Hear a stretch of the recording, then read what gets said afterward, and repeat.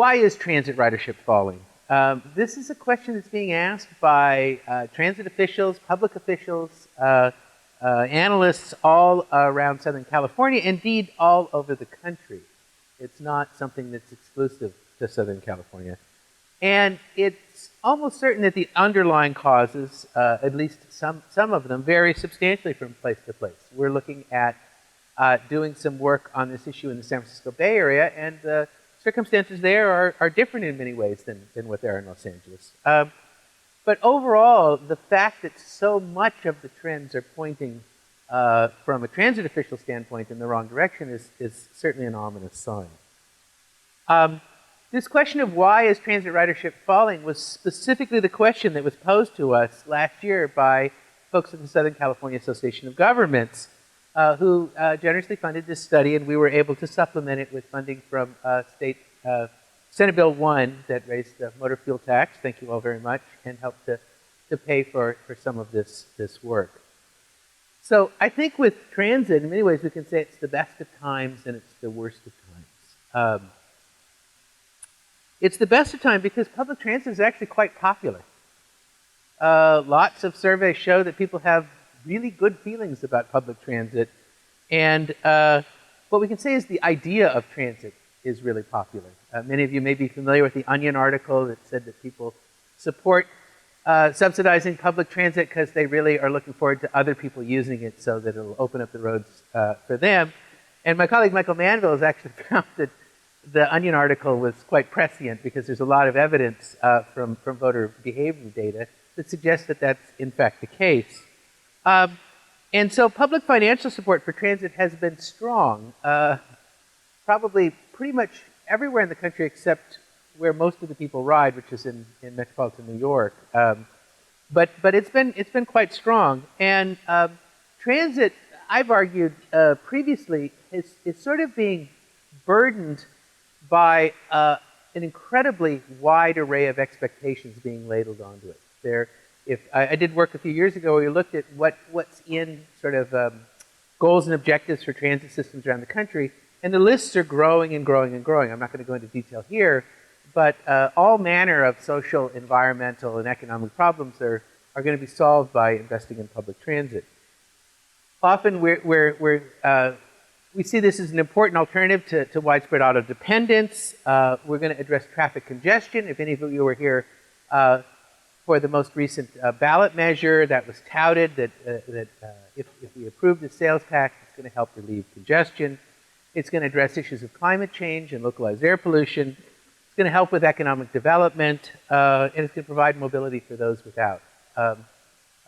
That's all great, but that's a tall order. And so I'm not going to spend too much time on it today because I don't have a lot of time on it, but one question to think about is whether ladling so many expectations onto a particular transportation mode might make it harder to figure out what it is we're trying to accomplish with that mode and how to measure success when we do. So we are making a big bet in LA.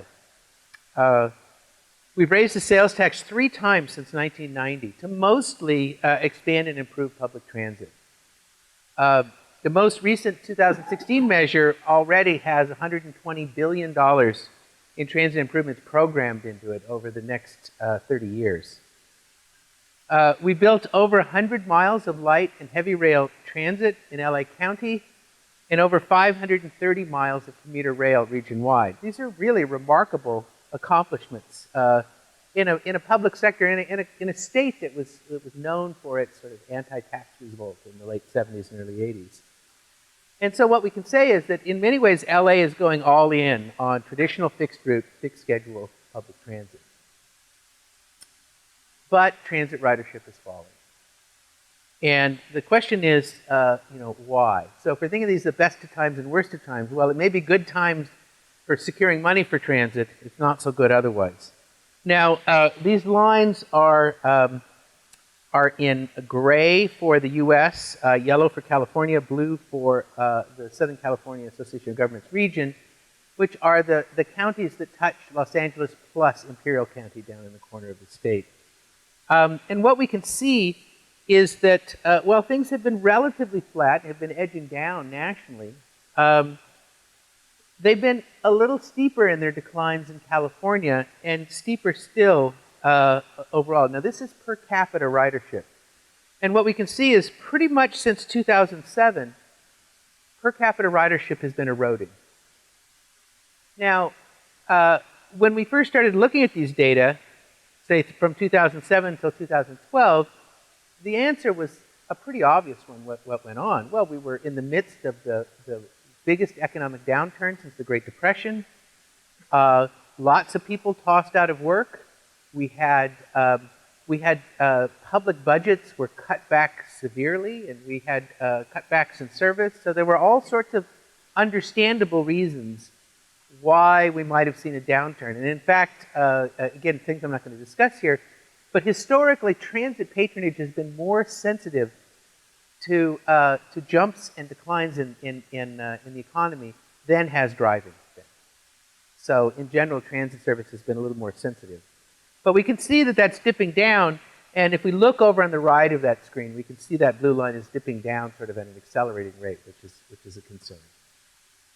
So what we can say is that ridership is down generally, but it's down more in LA than other places. This shows sort of indexed trends in inflation-adjusted, and I want to make that clear, inflation-adjusted public spending, which is annual expenditures on operations plus a 10-year moving average of capital expenditures on public transit. That's that dark line. The solid gray line is service hours, so revenue vehicle hours, essentially. So that's the amount of transit vehicles of all sorts that are in revenue service, the number of hours. The dark, thick dashed line is overall ridership, so absolute ridership. And the light gray dashed line is per capita ridership. So what can we say? And this is all indexed to 2000, the year 2000. So what's happened in the new millennium? Well, overall expenditures, again, inflation-adjusted expenditures, are up almost 50% in a 16-year period. That's pretty remarkable in the public sector to see that kind of an increase. Service hours are up about 30%. So what does that tell us right away? Just those two. The costs of service are going up, right? So we're spending more.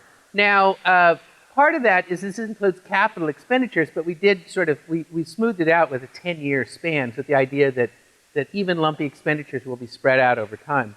But, so one could say, well, we've invested a lot in new rail and other kinds of capital. Maybe that's what's going on. We're waiting for longer term payoff. But what we can say is that costs, just unit costs, have been going up. Then we have absolute, look at the two dashed lines. So we have absolute ridership is up about 10% since 2000, and per capita ridership is down about 5% since 2000. What does that suggest? Where's the source of ridership growth been overall?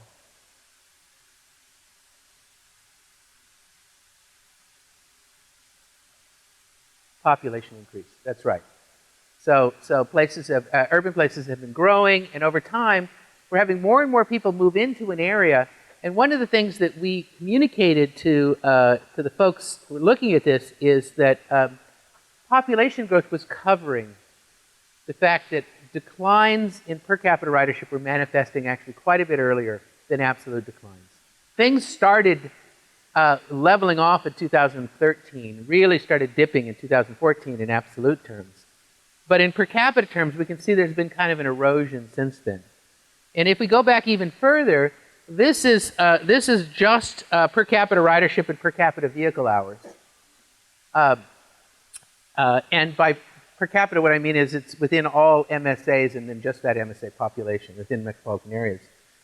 That's back to 1990. So now we've gone back another decade. And what we can say is we had a recession during the late 1990s. Things recovered a little bit.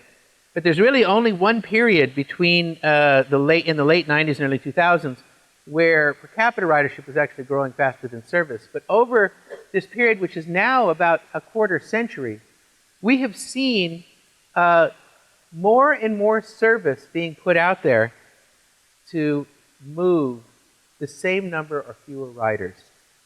So there have been, and these are nationwide data. We haven't gotten to LA yet. These are nationwide data. And so a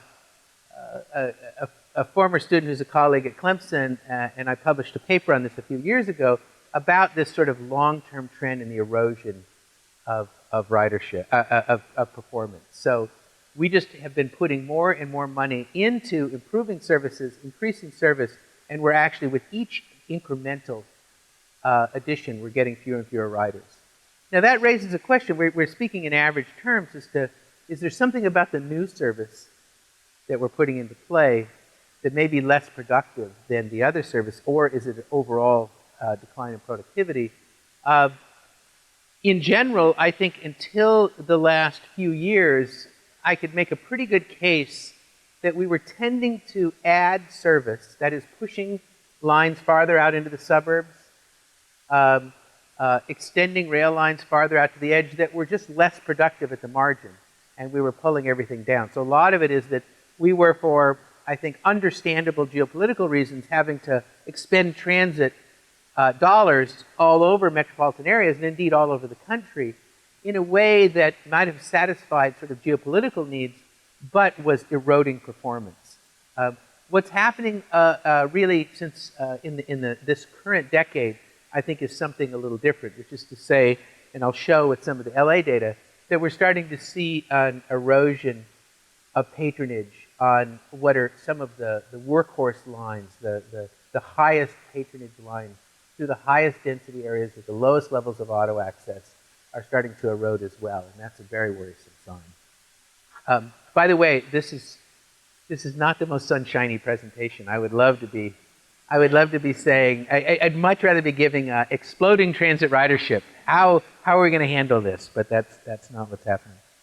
So this is just kind of a quick overview, and I think it's really important. I think many of you may have a good handle on this, but I want to make sure you kind of understand this. The black bar is transit users, and the gray bar is sort of the whole population for whatever this category is. So let me just walk through these. So the first one on the left is large metropolitan statistical areas, meaning areas over 3 million people. Now, LA, we're enormous, right? We have 18 million in the SCAG region, but this is 3 million or more. So places like Denver up, sort of a thing. There we see about 3/4 of all of the people who ride transit are in metropolitan areas of 3 million or more, but only 37% of the entire US population is in those areas. So we can see how concentrated transit use is in large areas. What share, roughly, of all the transit riders in the country are in metropolitan New York City? 2/3 is a little high. 2/3 is on the 10 largest transit systems in the country carry 2/3 of the riders. About, if you take the whole metropolitan area and include commuter rail, it's about 4 out of 10 transit riders. So think of it this way. New York, 4 out of 10 transit riders. The entire rest of the US, Los Angeles, San Francisco, Chicago, Boston, Philadelphia, Washington, D.C., everything in between is 6 out of 10. So when New York Transit sneezes, and it's got a terrible cold right now, by the way, we all get fever chills and feel pretty uncomfortable. Okay, the second one is density. So in areas where density is 10,000 people or more per square mile, over half of all the transit riders reside in those kinds of places. But only 10% of the entire US population resides in those kinds of places. And you can see how spatially asymmetric transit use is. It's concentrated in the largest cities and in the most densely developed parts of those large cities. Okay, the third one is household income. So 4 out of 10 transit riders come from places with household incomes below $25,000.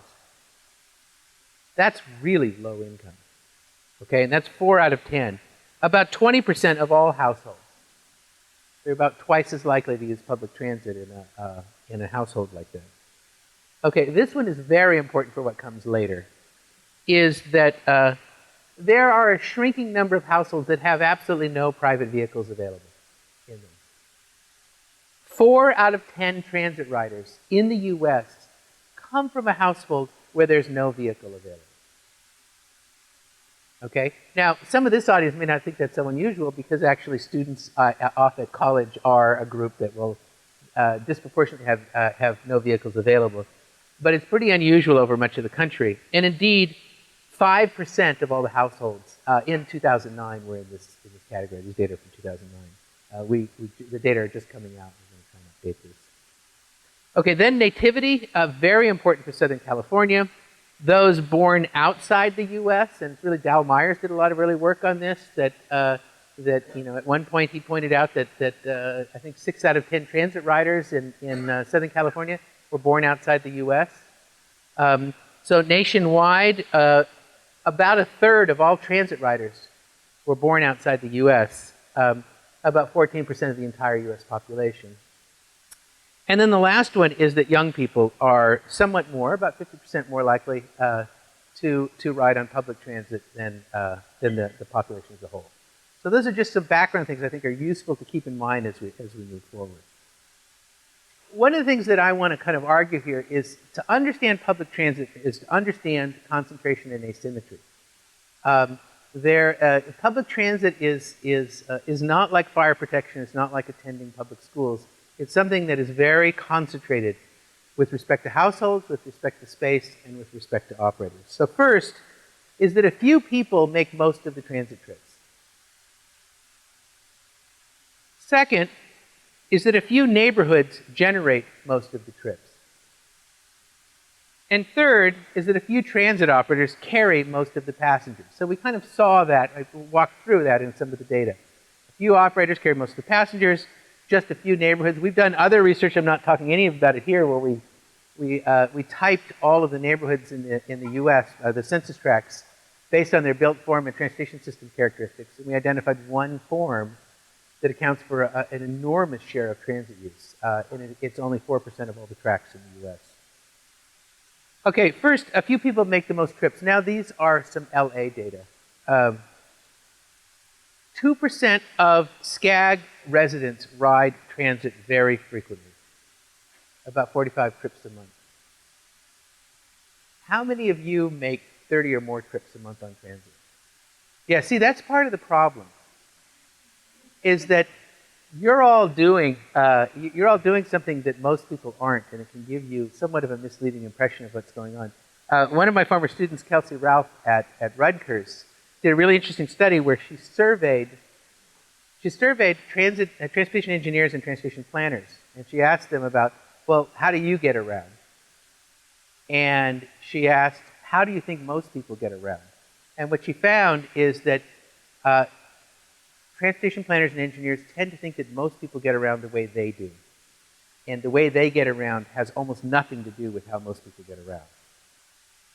So it's an interesting sort of psychological issue about trying to understand what may be going on that might be startling to some, because people in an audience at a graduate school studying planning and policy related to transportation you're a unique bunch of people. You're special, and your travel is somewhat unique. So about 20% of all residents ride occasionally, so about 12 times a month on average. Okay? And 78% ride transit basically not at all. So if you're in a business, you don't want 8 out of 10 people not consuming what you're selling, because it makes you very dependent on a very small base of the population. So without kind of going too far, if things happen to the people in those first two groups, especially in that first group, you can have an outsized effect on what's going on generally. Okay? With respect to neighborhoods, I don't want to go into this. The report that I'll tell you about at the end, it goes into a lot of different ways of trying to measure this. But about 60% of the region's commuters live in census tracts that comprise less than 1% of the land area in the SCAG region. Now that's cheating a little bit, because the SCAG region is huge and includes a lot of desert, but it's still within that region a very small share of what goes on. So one thing is everybody doesn't drive in LA. Well, okay, most do, but not everyone does. And in fact, from the 2012 California Travel Survey, over half of all the transit users come from Southern California. Take that, Bay Area. Now, it's true that their mode share is 6% compared to 5% in LA, but their puny 7 million doesn't compare to our 18 million, and so we tend to have a lot of riders in Southern California. That means, that's a different kind of asymmetry. That means that if things are going south in LA, they're going south for the whole Golden State, right? And that's in fact what we're seeing. We had, one of my former students wrote me and said, I was asked by my boss to summarize your report in a paragraph. And I wrote back and said, we wrote an executive summary. I said, well, yeah, that was 5 pages then. This person, I don't even want to leave this person didn't have time for that. And what they were most caught up on is how could transit ridership have gone down more in LA than for California as a whole? I just thought that was impossible. But that's what happened, and it's not impossible. With respect to operators, fewer than 10% of the region's operators carry about 80% of the region's passengers. A lot of political attention has to be paid to smaller operators in smaller areas, and they may be doing very important service because their riders may be disproportionate to people who are mobility disadvantaged. So they may be good for the public policy reasons for providing service in those areas, but it tends to be a small share of overall ridership. So the top 5, you can see, have 64% of the vehicle hours of service and 83% of the riders. And then the next blue is the next 5, 6 to 10, then the next 10, and then all the others up to 35. So you can see that they're highly skewed. Again, highly asymmetric in terms of the operators and the service provision and the riders. And not only that, it means, what does it tell you as well when it's a much larger share of riders than service being put out there? In terms of service effectiveness measures like passengers per revenue vehicle hour, they're much higher on the big systems, right? But that asymmetry isn't just from system to system. It's also within the systems.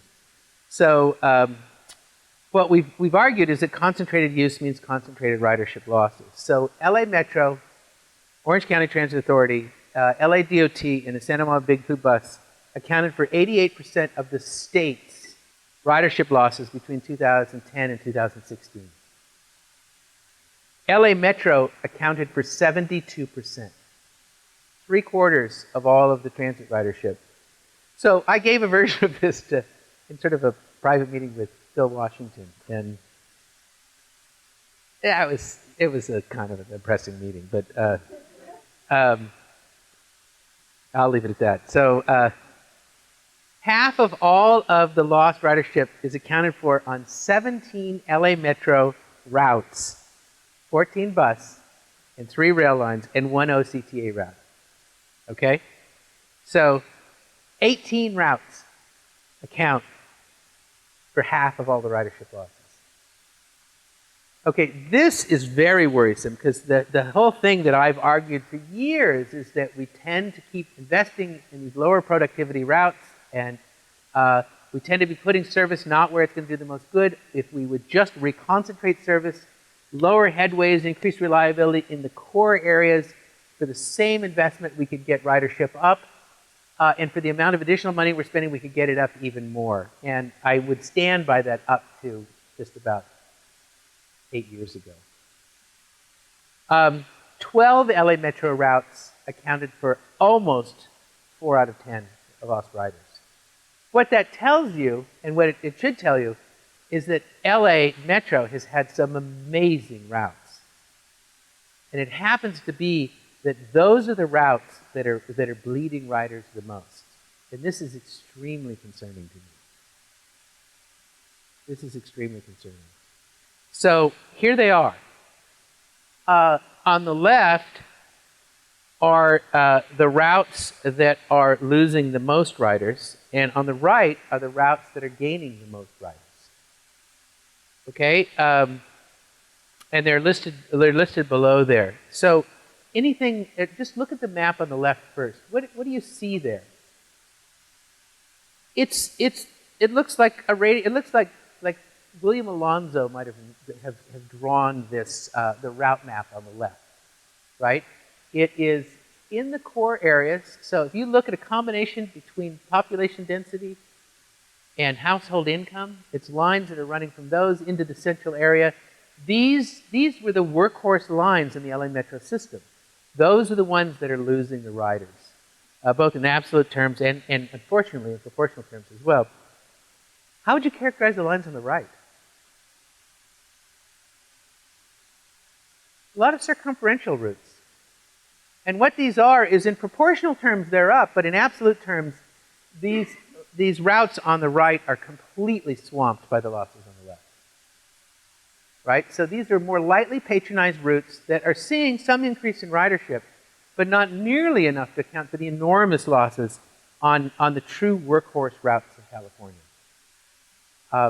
So it's really those densely developed neighborhoods, lots of immigrants, relatively low-income households. A lot of them are running by this very university right here that have been some of the best routes. I mean, the 204 Vermont line has been one of the best transit routes in California for decades. Here's a look at the rail lines. We actually, this data are updated from the report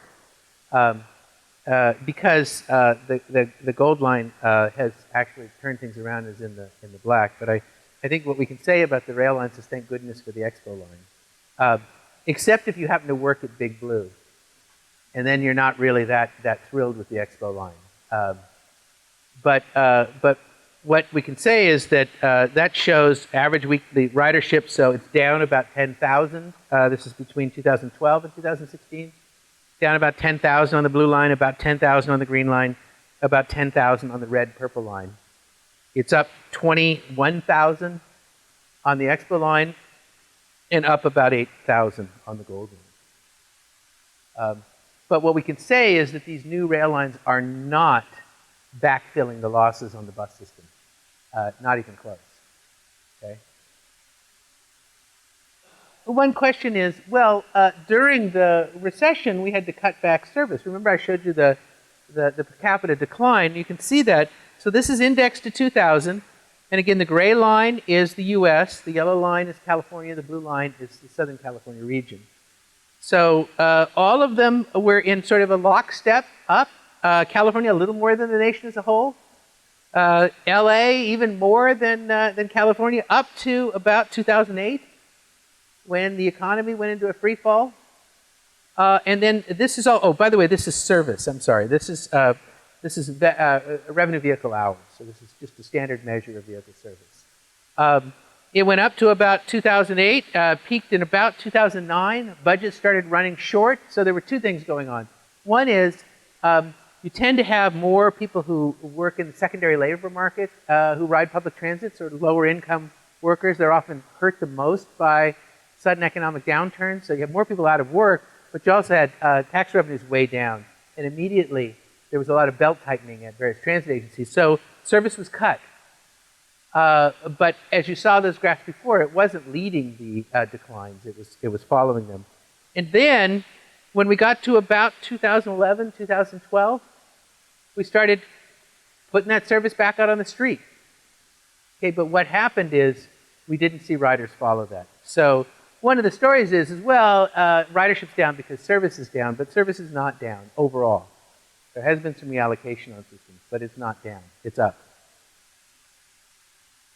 One issue has been fares. It turns out, and we make this argument, is that there were big fare increases on Big Blue and OCTA in Orange County. And there's some evidence that those fare increases, which had been put off a long time, and they were sort of in a financial crisis, had to jump fares up. This is the wrong time to have a big increase in fares. They each had substantial increases. And that's probably associated with some of the decline on these systems. But overall, across the region, and this is sort of this is an average. What we do is this is just per passenger mile traveled. So this is the inflation-adjusted fare payment, and it combines all payments. So if you're on a monthly card, if you're you know, if you have a student card, whatever it is, it combines all of that. But you can see it's been pretty flat in the U.S. It's cheaper generally in California than elsewhere in the U.S. to ride transit. That's been pretty flat. It's actually been pretty flat in Southern California as well, and it's cheaper still to ride transit. In other words, the fare revenues collected per revenue vehicle mile is lower. A culprit that's often pointed to is those dastardly transportation network companies. And certainly things are booming, but what I would point out right away is, when was Lyft launched? When did it first become a nascent operator? About 5 years after we started to see a steady erosion in per capita ridership.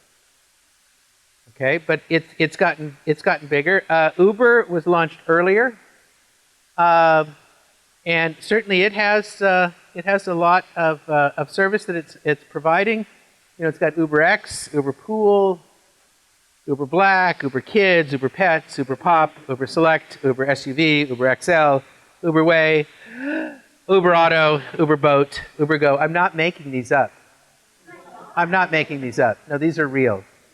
Uber Moto, Uber Taxi, Uber Flash, Uber Air, Uber Eats, Uber Rush, Uber Chopper, Uber Copter. Now, I was disappointed because when I saw Uber Chopter, I went and looked it up. But I thought you would get like a Harley Davidson with high, but that's not what it is. They just use, the different helicopter services use that. And there is actually Uber Kitten. And it is a service, as I say, I'm not making this up, in some special markets where if you're feeling anxiety, a lot of anxiety, you can call up a car that will bring a kitten to you that you can pet and snuggle with for 15 minutes. And then they'll take, oh. I think it's fair to say, I looked on my Metro app, I didn't see kitten service anywhere on that map. It was not there. So, you know, I think that what it is you have this new service coming in that is just operating in a way that is so fundamentally different than the public transit operators, which are really thinking themselves as a public service. Now, one of the things that I tell my students about is it's really important to understand that public transit, for the most part, has private for-profit origins. And it really became a sort of a public service. It was mostly regulated early on. And then when it got in trouble, the public sector started to take over many of these services. There's a few exceptions. San Francisco Muni was always public, and so was, interestingly, Culver City. But most of the others all have private sector origins. And it raises a question, this is a little diversion, as to if these services start to become essential, and if they get in financial trouble, and if you look at the balance sheet, you could certainly see that happening, whether there'll be some pressure to try and make sure that these fill in. But I digress. So these have to be having a big effect, right? Perhaps. The data are frustratingly hard to come by, and every public official and elected official I talk to say that a lot of these data are reported to the PUC in California for regulatory purposes, but not to planning agencies. We have been lucky. We sort of sweet-talked Lyft into some data that we're going to be releasing soon that show quite a bit of use in low-income neighborhoods, which I think is very interesting. But again, these things didn't really become big until just a few years ago. Now, they correspond with the absolute declines in ridership, but they don't correspond with the underlying declines that have been manifesting for a longer period of time. So they're growing. The logic is they can both add and subtract riders. You know, there aren't detailed data. And you know, we just what we could say is that if they are contributing, they're sort of a late addition to the downward trends. The research to date says that most TNC users are not core transit users, and most TNC trips are not core transit trips. The peak period is often in and out in LA, is to airports and to West Hollywood on Friday and Saturday nights. It's sort of a different. How many of you have taken Lyft or Uber to West Hollywood on a Friday, Saturday night? Ah, everyone in here under 40 has done that. All the people over 40 are saying, what? What are they doing? It's late, I'm tired. So what I would say is transportation network companies are just another form of auto access, rather than some unique phenomenon of their own. And we need to see them in that context. They may well be taking an increasing bite out of transit use. over time. So there's also been discussion about fuel prices. They've been down until just a couple of weeks ago.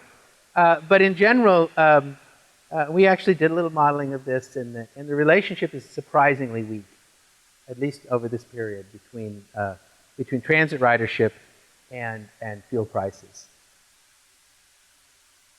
So what is going on? Our smoking gun is, and those of you, this is not going to be a shock for those of you who've heard about this, is that private vehicle access, of which we surely should think of Uber and Lyft as part of that private vehicle access, has increased substantially in the 2000s. In the 1990s, the SCAG region added 1.8 million residents and 456,000 new private vehicles. That's about 0.25 vehicles per new resident. So a household has a baby, they don't buy a new car, right? Or if a family moves into a region, the four who move into the region don't buy 4 cars. This all seems to make a lot of sense. So you're adding a quarter of a vehicle per new resident. This was also a time where we had a high level of immigration from outside of the US, and a lot of those immigrants were relatively low income. Between 2000 and 2015, the region added 2.3 million people and 2.1 million cars. Bang. 0.95 cars per new resident. That's a lot of new cars. By new cars, I mean, it could be bought on other markets, but we've added those in the region. That means that SCAG households during the 2000s have been adding vehicles at nearly 4 times the rate of the 1990s. And some back-of-the-envelope estimates we did was that the cost of those 2.1 million new vehicles was more than LA Metro and Metrolink had spent on all of its new rail and bus service and construction of new lines over that time. The numbers of licensed drivers to vehicles in the household can be greater than 1, can be 1, or can be less than 1. Okay? And this is, if you're in a household that has between 0.01 and 0.49 vehicles per licensed driver, you're substantially more likely to use transit. Kind of makes sense, right? You're going to take the car, I'm going to take the bus, if we're not going in the same direction. That makes sense. But you can see, if you look at the next line down there, even when you go to 0.51 to 0.99 vehicles, it's 2 lines down, you're almost not having any positive effect on transit use. Being a recent immigrant is associated with using public transit more. So I want to focus on that a little bit. This shows there are 3 sets of columns. On the left, 2 are those vehicle deficit households that give SCAG the headache. Foreign-born is the middle 2, and Mexican foreign-born are the right. So what we can say is that in SCAG, the number of vehicle deficit households went down 14% between, and I think these data are for 2000 and 2015. In foreign-born households, they went down 22%. And in Mexican foreign-born households, they went down 27%. But remember, the real big payoff was zero vehicle households. So in the SCAG region, the number of zero vehicle households went down 30%.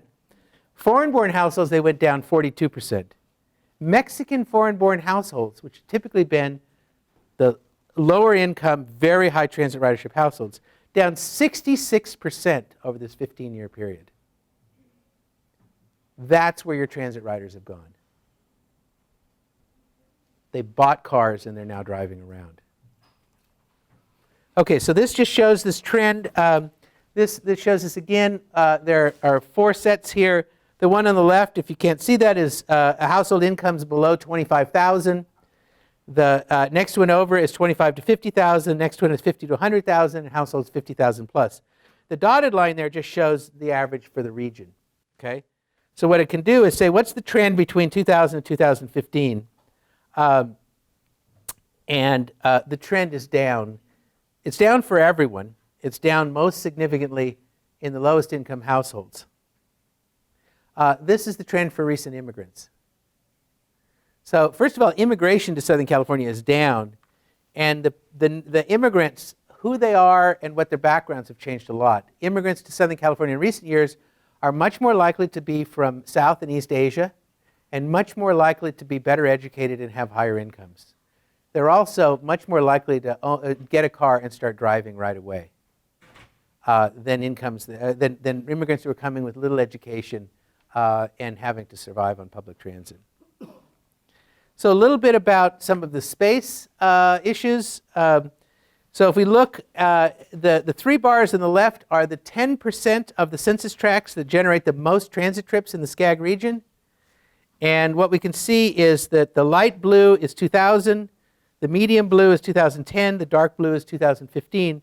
So there's been a decline in the number of trips that are generated in the most transit-rich neighborhoods. That's not a good sign either. That means our most transit-rich areas are actually declining as a share. And if we take the 60% of the tracts that generate the most service, so we're looking at a broader swath of the region, we see a steady decline as well. So what we can say is that those areas that have traditionally been the most transit-rich in terms of use are losing their effect. And we're hoping to do some follow-up research actually to look at movement of people over time, to see if we can track folks, because there's a lot of theories about what may be going on. Is this more educated people moving into certain transit-rich areas? They may well be riding transit more when they get there than they did before, but they may be replacing people who were riding transit a lot more than those who've moved in, and they have a car now and are living somewhere else. But we're going to try and investigate that further.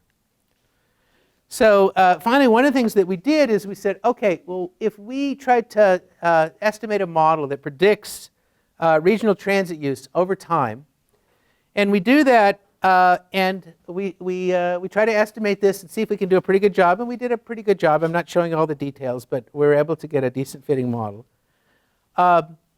The blue line is if we hold auto ownership, auto access in a household constant at the 2000 level. And the red line is if we actually include just that additional variable of the changes in auto access. So it shows you the marginal effect of auto access over this period. And what you can see, interestingly, I mean, if you wanted to, is that the biggest growth in car ownership was actually before the Great Recession.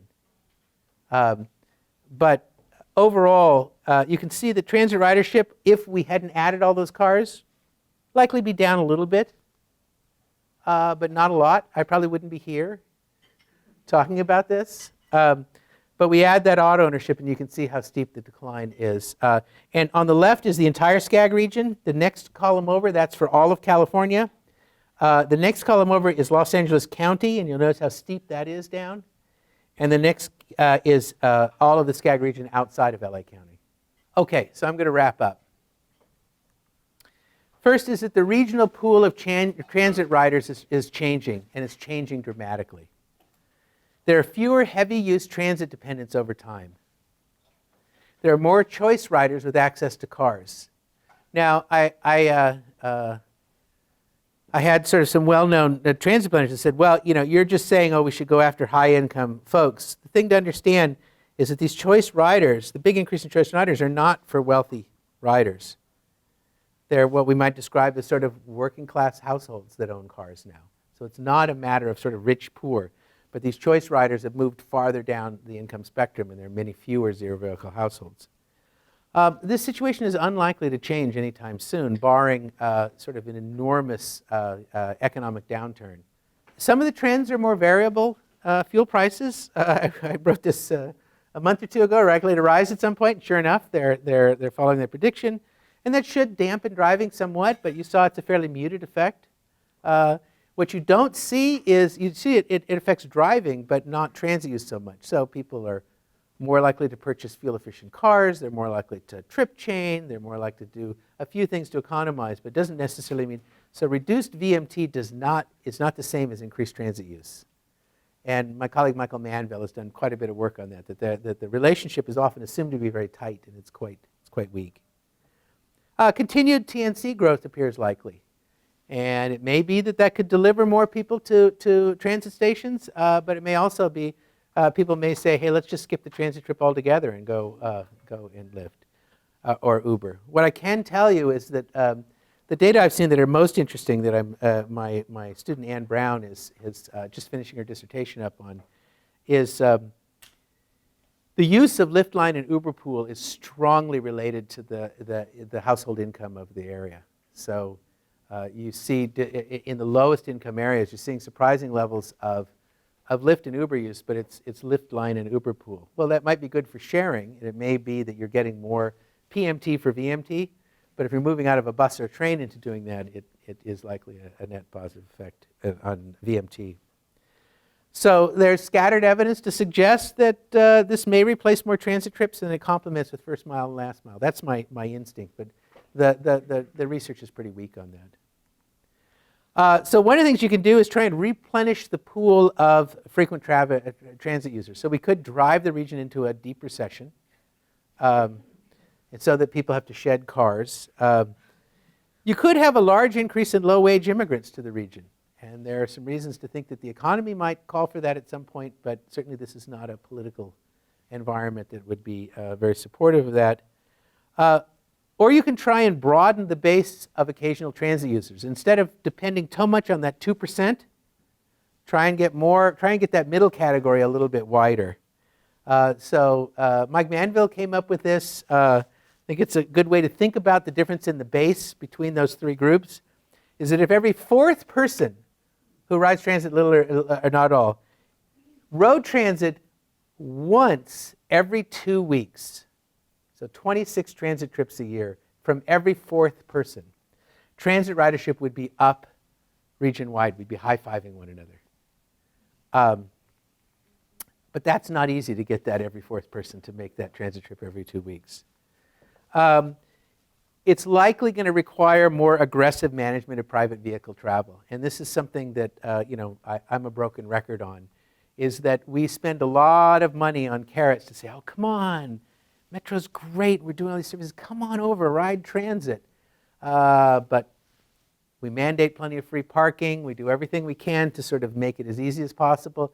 We raise the gas tax 12 cents and people are in hysterics and they need to overturn it. So if we have constructed a region where that sort of rewards driving and punishes the absence of a car, why should we be surprised that as people stabilize economically coming out of the recession, that they're going to try and purchase cars?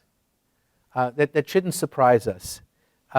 And the key to all of this is our willingness to manage private vehicle travel. If we're willing to do that, it may be just fine for public transit. If we're not, we're on a really tough row to hoe. So, and whether innovative mobility services like Lyft and Uber are going to rescue transit or hasten its demise, I think is an open question now. And we definitely need better data to look at that. So managed private vehicle travel, that's out of the control of transit managers. It's very unpopular politically. Driving is cheap. It's too cheap. If we were to price roads and expensive parking at marginal social cost, people would have very different frameworks for making decisions. But if we can't do that, I think traditional transit use is in a really rocky road for the next few years. And it may call LA's remarkable investment in public transit into question. Thank you very much.